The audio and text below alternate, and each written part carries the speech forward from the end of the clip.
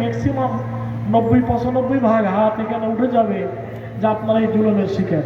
কিন্তু বন্ধুগণ, আমরা এই জুলুম এবং নির্যাতনের পরে আমাদের সম্মানিত আমির জামাত বলেছেন যে আমরা আইন এবং বিচারকে হাতে তুলে নেব না।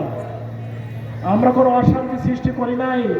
আমাদের দ্বারা যদি কিছু ঘটতো, যে রিয়াকশন আপনারা তৈরি করেছিলেন আমাদের ভাইদের বিরুদ্ধে, তাহলে সাতক্ষীরার চেহারা পাল্টে যেত।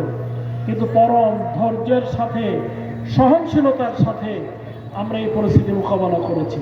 কিন্তু আমির জামাত বলেছেন যদি স্পেসিফিক কোনো ব্যক্তির জন্য অন্যায় করে থাকে, অবিচার করে থাকে, হত্যা করে থাকে, লুণ্ঠন করে থাকে, ঘরে আগুন দিয়ে থাকে, তার বিরুদ্ধে তিনি মামলা করার অধিকার রাখেন এবং আমরা তাকে সহযোগিতা করব।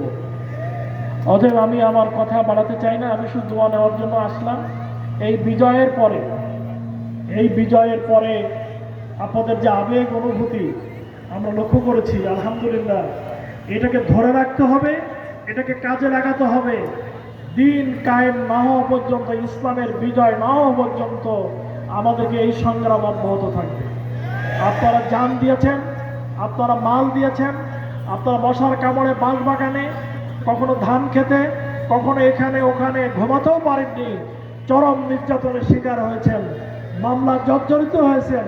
যদি একজন মানুষ কোরআনের পথ থেকে কেউ দূরে সরে যায়নি, সকলে এই কোরআনের পথের পথিক এবং এই পথে আপনারা মজবুতভাবে অবস্থান নিয়ে আছেন।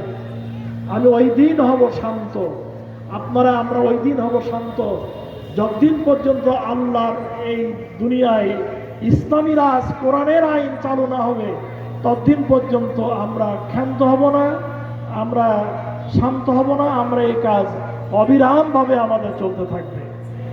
মারহুম আব্দুল গফফার ভাই, তিনি আমার বড় ভাই।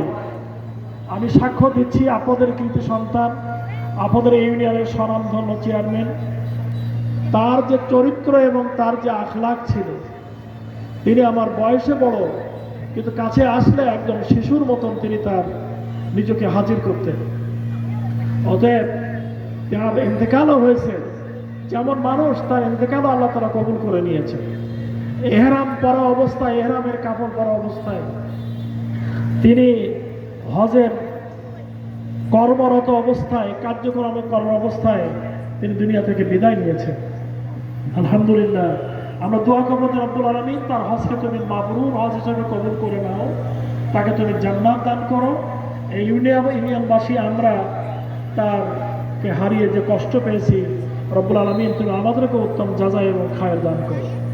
ঐতিহাসিক ভাতদালার এই ময়দান, জনগণের উপচে পড়া ভিড়, এখানে ওলামায়ে কেরাম এসেছেন, তারা তাফসীর করবেন। আমি আপনাদের সাথে বেশি সময় থাকাটা আমার স্বাস্থ্যগত কারণে সম্ভব হবে না। আমি আপনাদের কাছ থেকে কথা শেষ করে ডক্টর সাহেবের আলোচনার কিছুটা শুনে আমি বিদায় নেব। আল্লাহ তাআলা তৌফিক দিলে বিভিন্ন মাহফিলের মাধ্যমে, বিভিন্ন সমাবেশ মাধ্যমে আপনাদের কাছে আমি পৌঁছানোর জন্য চেষ্টা করব। আমি দোয়া চেয়ে নিয়ে সকলকে আন্তরিক ধন্যবাদ জানিয়ে আমি আমার বক্তব্য এখানে শেষ করলাম। আসসালামু আলাইকুম ওয়া রাহমাতুল্লাহি ওয়া বারাকাতুহু।